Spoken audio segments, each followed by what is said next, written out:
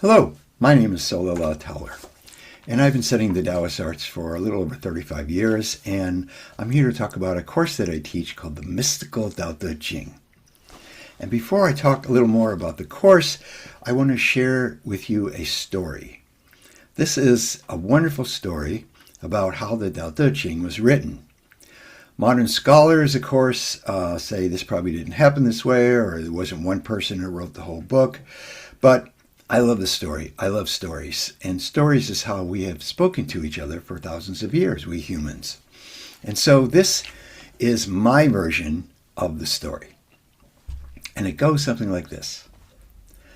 It all begins with a story, a wonderful story about a traveler. This traveler, who went by the name of Lao Dan, sometimes Li Er, later to be renamed as Lao Tzu, or Old Master. This traveler was an old and very dignified man who had once held the illustrious post as the royal archivist for the Zhou dynasty. His was indeed a very high position in the government, and for many years he had been happy there. But slowly and eventually he began to tire of the ways of the royal court and of the endless intrigues and political machinations that surrounded him. This is the beginning of Chinese history, what scholars call the Warring States period. Very difficult time. He had studied all the texts that were made available to him and had spent much time in meditation and contemplation. He had also spent time with the wild people of the forest and with their spiritual leaders, the Wu shamans, those men and women, though mostly women, who had journeyed deep into the spirit world and brought back much knowledge for their people to live by. He had studied the stars and the moon and even the sun as it spread its life-giving rays upon all life in this world. He had thought and measured and pondered and spoke with those teachers of deep wisdom and insight that he was able to find in the capital of the Zhou kingdom, as well as in the deep forests and high mountains that surrounded it. And he had come to the conclusion that society as he had known it was crumbling around him, and he felt he could not and would not be a part of it. No, he had to leave and head out to the western frontier, away from the cities and civilization that he had grown up with all the long years of his life. So, one brisk morning, he climbed into a creaky and ancient, yet still serviceable ox cart, flicked the reins gently on the back of the equally ancient, yet still serviceable ox, and headed out into the world beyond the world that he had known all his life. This story would be a good one, even without all that happened after this moment. The story of a man who felt it imperative and even important to leave a life of leisure and high political rank to head out into the wilderness because of his inner guidance. In that ancient time, in what we know today as China, the western wilderness was equated with barbarians and uncivilized Chinese tribal people who were barely human. Why would any self-respecting Chinese person throw his life away to journey out there? Yet there is more. Away far away from the capital there lived one Yin Shi, the one who guarded the last gateway between China and the chaotic and dangerous world of the wilderness, at a place known today as Loguantai. He was not a mere soldier, but actually quite a cultivated man. He had also studied the stars and done enough of his own meditation and inner exploration to know a high being when he met one.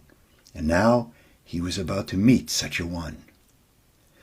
One early morning, upon the high walls that guarded this gateway, he saw, away off in the distance, a cloud of purple light coming his way. It was not the usual cloud of gray or yellow dust, but distinctly purple. Aha, he thought to himself, someone special is on his way here.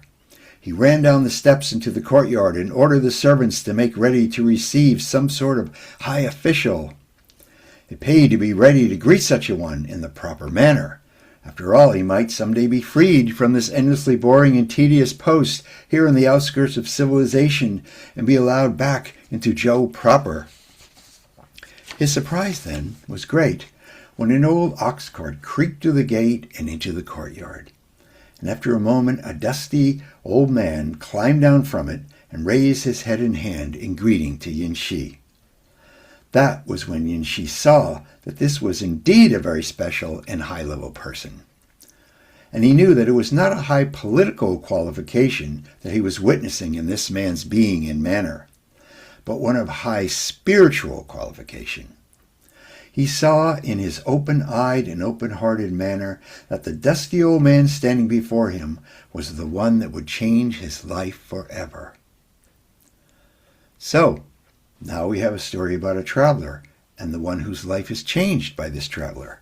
And not only his, but the lives of thousands, if not millions of lives through the next 25 years, including mine, would also be changed. All in this one meeting between two men on the outskirts of the world. And here is where we ourselves become part of the story. Once the initial surprise had worn off, Yin Shi came to his senses and went up to the traveler and led him out of the hot sun and into the cool inner room at the edge of the courtyard. There, on the edge of the world. He hastily called for wine to be served, though the weary traveler instead asked for a simple cup of water. Of course, thought Yin Shi, this is a high being who has no need of spirits. He is already filled with the divine spirits of wisdom and clarity. We do not know what passed between these two men at this point.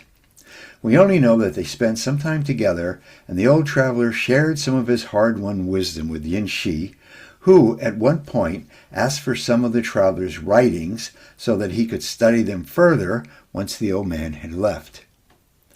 Imagine his surprise, then, when he was told that the traveler, this Lao Dan, had no writing to share, who did not actually believe in writing things down for posterity.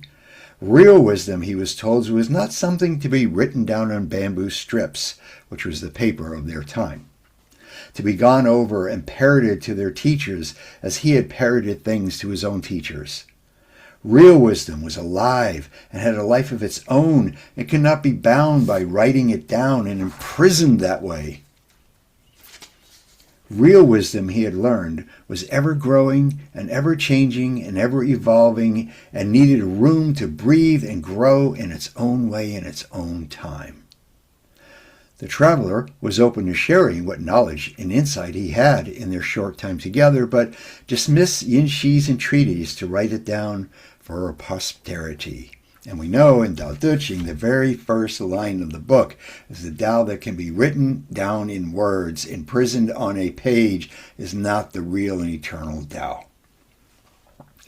Very different for a spiritual text, very different than any other spiritual text. So, yet Yin Shi felt almost frightened by the idea that this wise and learned man would be leaving at first light out into the wild edge of the world, never to be seen again by Yin Shi or possibly anyone else. Which is the beauty of this story, is that Lao Tzu left for the wilderness, didn't stick around to start a religion, not the Taoist religion. It didn't start till many hundreds of years after this, and didn't start a cult. He said his piece, he wrote his piece, and then he left.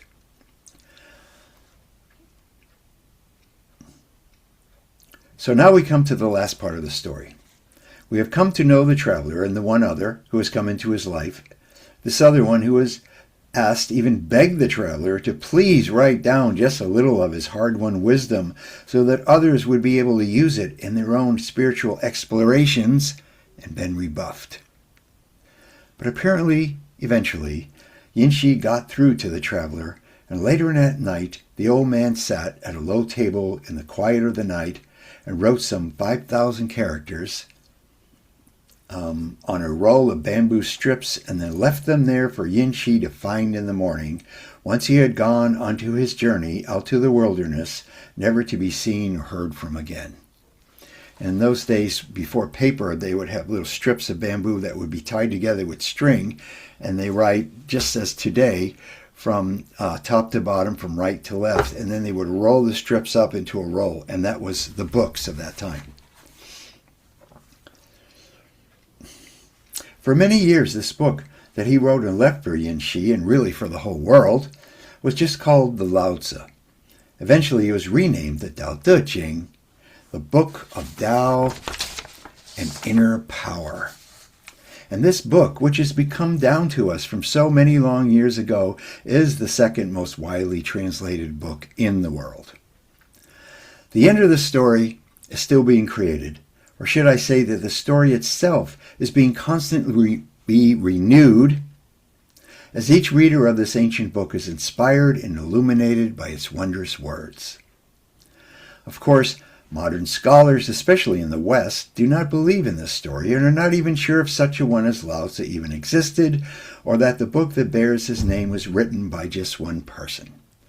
No matter, it is not really the story that is most important, though it is a wonderful story, but the book itself that really matters. Yet for myself, I believe and love this story and all that it represents. A story can hold so much wisdom and guidance. Stories have been the way we humans have communicated and interacted for many thousands or perhaps millions of years. This is just one origin story among many possible origin stories of that time and that place. It is just one that I hold dear to my heart and that I hope speaks to you. So this book we call the Tao Te Ching. Tao is the idea of the universe, all that is, Tao. Tao exists out into the farthest reaches of space and into the farthest reaches of our own inner being. De, which is often translated as virtue, actually means much more than virtue, like being a kind person. De actually also means spiritual power or spiritually potency. And Jing means like classic book. So it's the classic book of Tao and De, or Tao and inner power. And the practices, the ideas, the teachings in the Tao Te Ching have been so useful for so many people for so many years. And though Tao Te Ching is often thought of as a book of philosophy or even statecraft, to Taoist people, they can read the Tao Te Ching in a way that there are many mystical, cosmic, meditation, even Qigong type practices that are embedded within the text if you know how to read it. So some years ago I wrote a book called Practicing the Tao Te Ching, 81 Steps on the Way. That was published by Sounds True. And in that book I give the verse, Lao Tzu's verse, a commentary to explain what it means, and then I offer a practice, a simple Qigong, meditation, lifestyle practice for every one of the 81 chapters. So that's one way you can learn about my work. But I also teach these live classes on Zoom. And we meet weekly, and each class is recorded so that if you can't make the live class, I send the video to everyone. And so one of the ways we can think about the Tao Te Ching is like a guidebook. Like when we're going to a cool place we've never been before, a lot of times we get a guidebook which tells us what are the coolest places to visit, what are the best scenes, what are the best food, and then we go on this journey. But when we're studying these kinds of sacred texts, we are going on an inner journey, but we still get to have a guidebook, which was the one written 2,500 years ago by Lao Tzu. Lao Tzu is very interesting, by the way. The character Tzu, which means master. Lao means old master. But this character Tzu can also be translated as child. So sometimes you'll see his name translated as the old child or the old boy, which is something that I really love. And that's something that Lao Tzu talked about, and a lot more even. Another ancient teacher named Zhuangzi, who tells a lot of funny stories and stuff and teaches us how to be free beings. He teaches how to live your life in what he calls free and easy wandering, or free and easy roaming. And so when we're doing these classes, we do a lot of Qigong, meditation practices, and we look at various translations. There are many translations. I have many translations.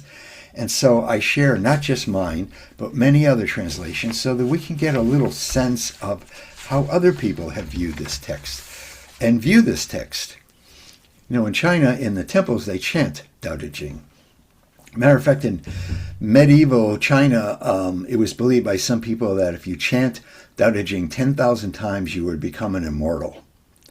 So even today, in the temples and all over the world, people are studying this text and finding ways to use this text and apply it to our life and our problems in life, our interests in life, our journeying in life.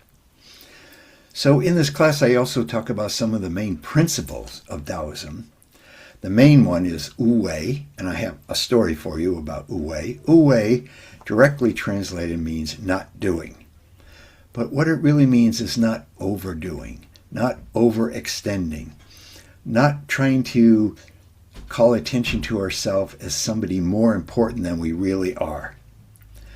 And these other principles that kind of all interlock with that one, like the watercourse way or going with the flow, Pu or being natural, Ziren or being spontaneous, Zhenren, which means an authentic person, a person who is authentically themselves, and that's how they express themselves in the world in a very authentic manner. And that's actually something most modern people have no idea who they are authentically or how to talk about, engage with the world in an authentic manner. So these are the kinds of things we talk about and practice in my class. So I have a little story for you, and it's about Wu Wei. This is another story that I wrote some years ago. And it talks about the difference between the Confucians and the Taoists. And this Lao Tzu and Zhuangzi especially makes fun of Confucians a lot. More this idea, a lot of the Confucian worldview was about everyone knowing their place in society and staying there. And very dry, very intellectual, and the Taoist people were very different. Traditionally, the Taoists were the artists, the free thinkers, the poets, the wild people. And so Lao Tzu often refers to the Confucians, not necessarily by that name, but he refers to those kinds of people in his teaching, as well as does Zhuangzi quite a bit. So this is a story I wrote some years ago that was inspired by a Sufi story, actually, that talks about the difference between the Confucians and the Taoists, and also about Wu Wei. And this one goes something like this. I should start with page 1, probably. There was once an emperor who had many advisors in his court, all of whom tried to get him to listen to them and to them only. He became frustrated about the whole situation, and so he winnowed them down until there were only two groups left, the Confucians and the Taoists. The Confucians were all serious scholars who tried to tell the emperor that all he had to do was listen to them and reinstate the old rituals and rites, and then his kingdom would be prosperous. The Taoists were another matter altogether. They did not try to curry his favor.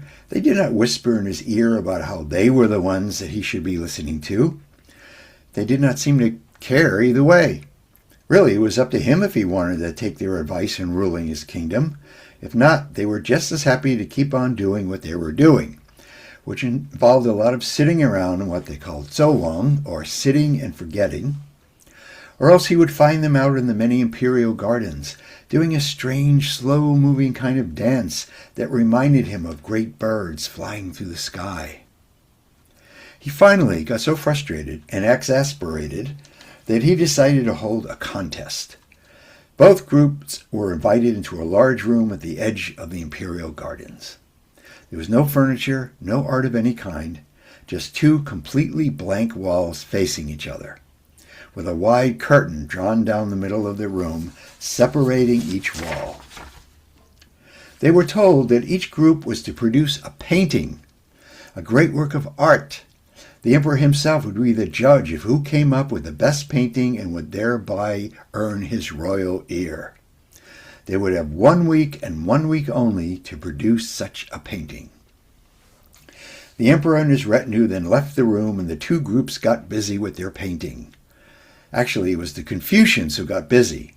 They immediately ordered all the colors of ink available to them and got to work right away on their painting. The Taoists, on the other hand, just ordered a few dozen very soft cloths, the softest that could be found. Then they began doing this strange bird-like movements while polishing the wall in front of them with the very soft cloths. This behavior went on for the rest of the week. The Confucians worked on their grand painting, stopping often to peruse ancient manuscripts, and the Taoists continued to do their graceful, slow movements while continuing to polish the blank wall.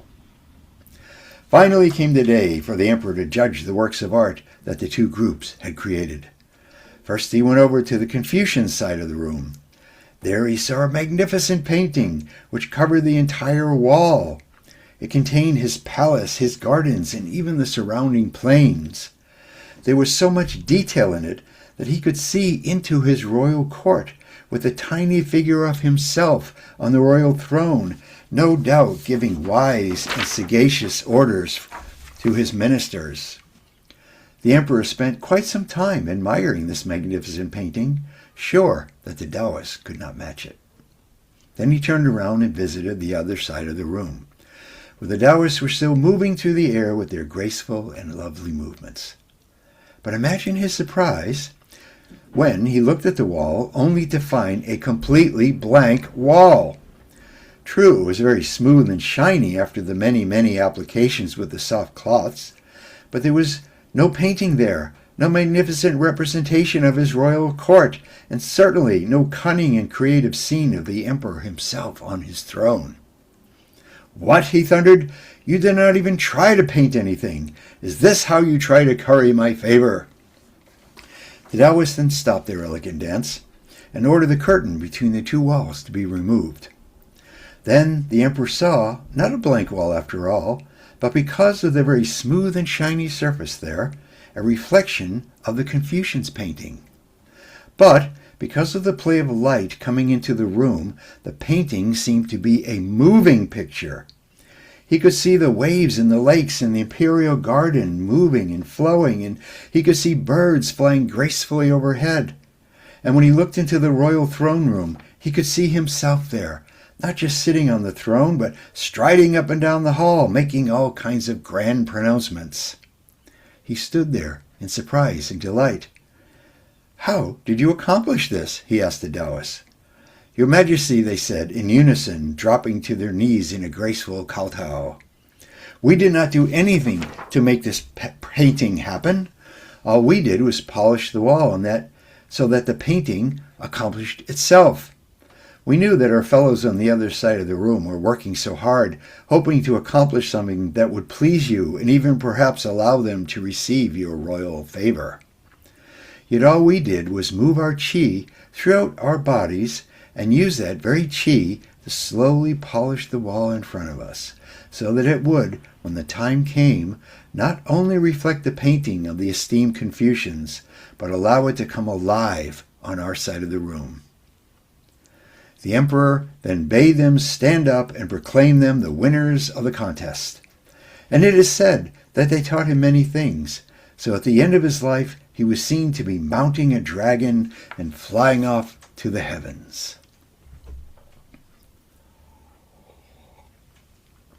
So my idea with that story is to use these principles, use this Wu Wei principle in real life. And all the principles that are in Tao Te Ching can be used in real life. So I invite you, if you are interested in learning more about this, I'll have a link at the bottom of this video. We meet on Fridays, 5:30 p.m. to 6:30 p.m. Pacific time, and each class is recorded on Zoom. The meeting is on Zoom, and it's recorded on Zoom. So if you can't make the live class, you get a video. Even if you make the live class, you still get the video if you want to look it over again, and also many handouts that I send out each week. So great talking to you all, and I look forward to seeing at least some of you next Friday night. Okay, bye for now.